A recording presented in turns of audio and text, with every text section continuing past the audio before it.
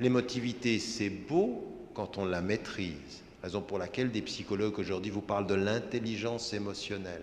Avoir la capacité de maîtriser son émotion, pas de la nier.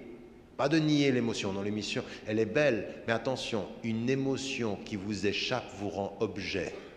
Une émotion que vous maîtrisez vous fait sujet. Oui? Et comment on maîtrise? Le travail de la spiritualité, le travail de toute cette éducation. La spiritualité, c'est l'émotion éduquée. Oui, c'est cette émotion qu'on éduque. Et donc là, il faut qu'on se réconcilie avec ça. Pourquoi? Parce que tout musulman vivant en Occident ou vivant dans le monde contemporain, sur ce qu'on dit sur l'islam, où c'est à coup de stigmatisation, de propos, de caricatures, d'essentialisation, si vous n'avez pas compris ça, vous êtes forcément immédiatement en crise identitaire, parce qu'on vous touche exactement là où ça fait mal. On vous touchera dans l'émotivité, vous allez réagir émotivement à tout ceci, à la pression. Et vous ne pouvez pas devenir des sujets sous une pression médiatique sur ce que vous apparaissez. Si vous ne répondez pas par ce que vous êtes spirituellement, vous allez être des objets émotifs. Et on saura exactement où vous atteindre. Vous savez ce qu'on dit en physique élémentaire? La force d'une chaîne se mesure à son chaînon le plus faible. Ben oui, je peux avoir d'énormes chaînons, mais si j'en ai un tout petit là, c'est là que ça va casser. Et bien là où ça casse souvent dans les communautés aujourd'hui, c'est là où ils sont émotifs, où les Arabes sont impulsifs, surtout les Algériens, je pense.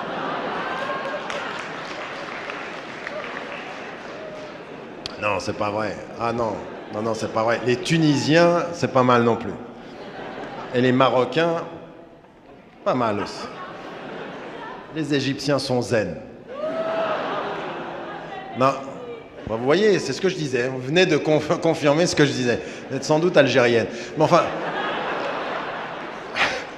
1-0. Donc, non, revenons, soyons sérieux, c'est un sujet très sérieux. Là. Ce que je voulais dire, sans émoustiller vos patriotismes respectifs. Mais vous voyez comme c'est assez facile. Quand vous connaissez une population et quand vous connaissez un peuple, quand vous connaissez les réactions humaines et que vous avez les moyens de leur faiblesse, les moyens de leur réaction émotive, vous les prendrez par là. Vous les prendrez par cette faiblesse-là.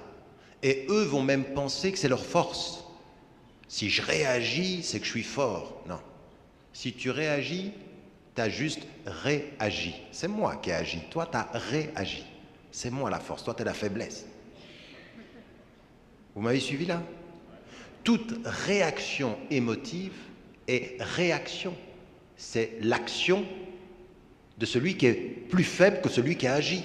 Raison pour laquelle il faut transformer la réaction émotive en action spirituelle, c'est-à-dire avoir la vue plus longue. Vous l'avez où ceci?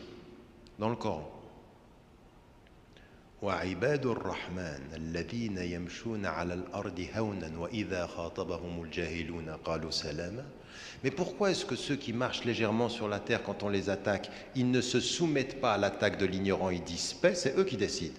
Toi, tu me dis toutes les insultes du monde, moi je te dis paix. Mon action dépasse ton action. C'est moi qui ai décidé. Mais pourquoi vous êtes comme ça? C'est parce que ceux-là, quand toi tu y es pas, ils se réveillent la nuit, ils cherchent la force en eux. Ils prient la nuit, ils sont réveillés la nuit parce que c'est ce qui leur donne la force. En fait, toi tu m'atteins à la surface, j'ai cherché la force ailleurs. La force de mon action, elle n'est pas à la surface des mots, elle est dans la force de mon cœur. Mon cœur est ma force, tes mots ne seront jamais ma faiblesse. Vous me suivez? Non, oh là là, il n'y a pas un applaudissement, c'est interdit. Haram.